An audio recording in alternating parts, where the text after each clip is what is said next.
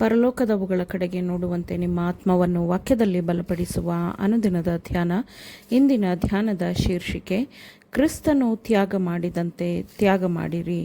ಈ ದಿನದ ಸತ್ಯವೇದದ ವಾಕ್ಯ, ಆದರೆ ಸ್ವಲ್ಪವಾಗಿ ಬಿತ್ತುವವನು ಪೈರನ್ನು ಸ್ವಲ್ಪವಾಗಿ ಕೊಯ್ಯುವನು, ಹೆಚ್ಚಾಗಿ ಬಿತ್ತುವವನು ಹೆಚ್ಚಾಗಿ ಕೊಯ್ಯುವನು ಎಂದು ತಿಳುಕೊಳ್ಳಿರಿ. 2 ಕೊರಿಂಥದವರಿಗೆ 9ನೇ ಅಧ್ಯಾಯ 6ನೇ ವಚನ. ಐಶ್ವರ್ಯವನ್ನು ಕೂಡಿಸಿಡುವುದು ಎಂದರೆ ಅದು ದುರಾಸೆ ಮತ್ತು ಸ್ವಾರ್ಥಿಯಾಗಿ ಸಂಪತ್ತಿಗೆ ಸಂಪತ್ತನ್ನು ಸೇರಿಸಿಕೊಂಡು ದೇವರಿಗೆ ಹಿಂತಿರುಗಿಸಬೇಕಾದದ್ದನ್ನು ಹಿಂತಿರುಗಿಸದೆ ಮನೆಗಳಲ್ಲಿ ಮತ್ತು ಭೂಮಿಗಳಲ್ಲಿ ಹೂತಿಡಬೇಕೆಂಬ ದೊಡ್ಡ ಶೋಧನೆಗೆ ದಾರಿಯನ್ನು ತೆರೆಯುತ್ತದೆ. ಅನೇಕರು ತಮ್ಮ ಸಂಪನ್ಮೂಲಗಳನ್ನು ಬಾಯಿ ಚಪಲದ ಆಸೆಗಳನ್ನು ಪೂರೈಸಿಕೊಳ್ಳಲು, ಲೋಕದ ಬೆಡಗಿನ ಶೈಲಿಗಳನ್ನು ಅನುಸರಿಸಲು ಮತ್ತು ತಮಗಾಗಿ ಭವ್ಯವಾದ ಮನೆಗಳನ್ನು ನಿರ್ಮಿಸಿಕೊಳ್ಳಲು ಬಳಸುತ್ತಾರೆ.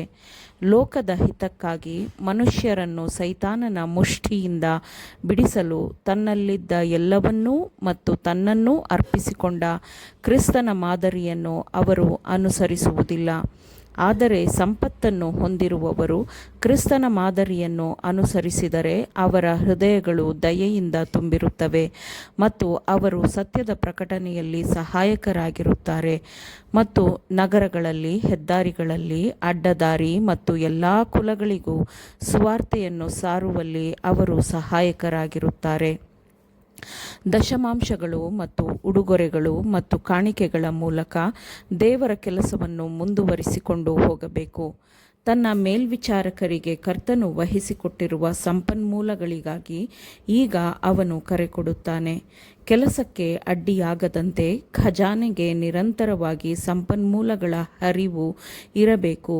ಕೆಲವರಿಗೆ ದೇವರು ಲೋಕದ ಸಂಪತ್ತನ್ನು ಇಟ್ಟುಕೊಳ್ಳಲು ಮತ್ತು ಭೂಮಿಯಲ್ಲಿ ತನ್ನ ಕೆಲಸವನ್ನು ಮುಂದುವರೆಸಬೇಕೆಂದಾಗ ಅಗತ್ಯವಿರುವಂತೆ ಅದನ್ನು ಕರ್ತನಿಗೆ ನಂಬಿಕೆಯಿಂದ ಹಿಂತಿರುಗಿಸಲು ನಂಬಿಕೆಯಿಂದ ಕೊಟ್ಟಿರುತ್ತಾನೆ. ಆತನು ತನ್ನ ಮೇಲ್ವಿಚಾರಕರಿಂದ ಅವರ ಎಲ್ಲ ಹಣದ ಮೂಲದ ನಿಷ್ಠೆಯ ದಶಮಾಂಶವನ್ನು ಕೇಳುತ್ತಾನೆ ಮತ್ತು ದಶಮಾಂಶದ ಜೊತೆಗೆ ಉಡುಗೊರೆಗಳು ಮತ್ತು ಕಾಣಿಕೆಗಳನ್ನು ಆತನು ಕೇಳುತ್ತಾನೆ. ತಾನು ಮಾಡಿದ್ದಕ್ಕಿಂತ ಹೆಚ್ಚಿನದನ್ನು ಕರ್ತನಾದ ಯೇಸು ತನ್ನ ಹಿಂಬಾಲಕರಿಂದ ಬಯಸುವುದಿಲ್ಲ. ದೇವರ ಕೆಲಸದ ಕಾರಣಕ್ಕಾಗಿ ಸ್ವಾರ್ಥ ನಿರಾಕರಣೆ ಮತ್ತು ಸ್ವಾರ್ಥ ತ್ಯಾಗವನ್ನು ಪಾಲಿಸುವವರು ಕ್ರಿಸ್ತನ ಮಾದರಿಯನ್ನು ಅನುಸರಿಸುತ್ತಾರೆ. ಕ್ರಿಸ್ತನು ತನ್ನ ರಾಜ ನಿಲುವಂಗಿಯನ್ನು ಮತ್ತು ತನ್ನ ರಾಜ ಕಿರೀಟವನ್ನು ತ್ಯಜಿಸಿ ತನ್ನ ಉನ್ನತ ಪದವಿಯಿಂದ ಕೆಳಗಿಳಿದನು. ತನ್ನ ಬಡತನದ ಮೂಲಕ ನಾವು ನಿತ್ಯ ಸಂಪತ್ತನ್ನು ಪಡೆಯಬೇಕೆಂದು ಹೀಗೆ ಮಾಡಿದನು. ಅದು ಮಾತ್ರವಲ್ಲದೆ ದೇವರ ರಾಜ್ಯವನ್ನು ಪ್ರವೇಶಿಸಲು ಬಯಸುವವರಿಗಿರುವ ಎಲ್ಲ ಅಡೆತಡೆಗಳನ್ನು ತೆಗೆದುಹಾಕಲು ತನ್ನ ಸಂಪತ್ತನ್ನು ಮಾತ್ರವಲ್ಲದೆ ತನ್ನ ಜೀವನವನ್ನು ಸ್ವಾರ್ಥ ತ್ಯಾಗದ ಮೂಲಕ ಕೊಟ್ಟುಬಿಟ್ಟನು.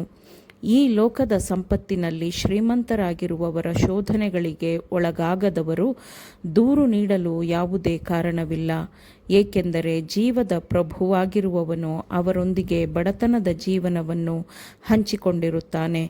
ನಮ್ಮಂತೆಯೇ ಎಲ್ಲ ವಿಷಯಗಳಲ್ಲಿಯೂ ಆತನು ಶೋಧಿಸಲ್ಪಟ್ಟನು.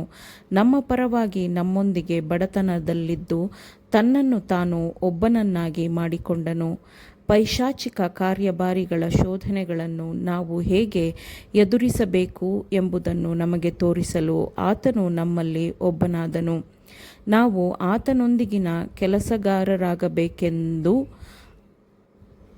ಕರ್ತನಾದ ಯೇಸು ನಮ್ಮನ್ನು ಆಹ್ವಾನಿಸುತ್ತಾನೆ.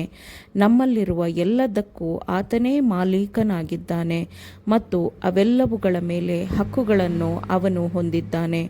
ಆತನ ಕೆಲಸದಲ್ಲಿ ನಮ್ಮ ಸಹಾಯವನ್ನು ನಮ್ಮ ಸ್ವಇಚ್ಛೆಯಿಂದ ಮಾಡುವ ಮೂಲಕ ಆತನ ಮೇಲಿರುವ ನಮ್ಮ ಪ್ರೀತಿಯನ್ನು ನಾವು ತೋರಬಹುದು.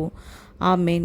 ದೇವರ ವಾಕ್ಯಗಳನ್ನು ಶ್ರದ್ಧೆಯಿಂದ ಆಲಿಸುವವರು ಮಾತ್ರವೇ ಆಗಿರದೆ ಪಾಲಿಸುವವರೂ ಆಗಬೇಕೆಂದು ನಿಮ್ಮನ್ನು ಉತ್ತೇಜಿಸುತ್ತೇನೆ. ಪರಿಶುದ್ಧಾತ್ಮನ ಸಹಾಯದಿಂದ ಆಲಿಸಿದ ನಿಮ್ಮೆಲ್ಲರಿಗೂ ಧನ್ಯವಾದಗಳು. ಮತ್ತೆ ದೈನಂದಿನ ಧ್ಯಾನಕ್ಕಾಗಿ ನಾಳೆ ಸಂಧಿಸೋಣ. ಆಮೇನ್.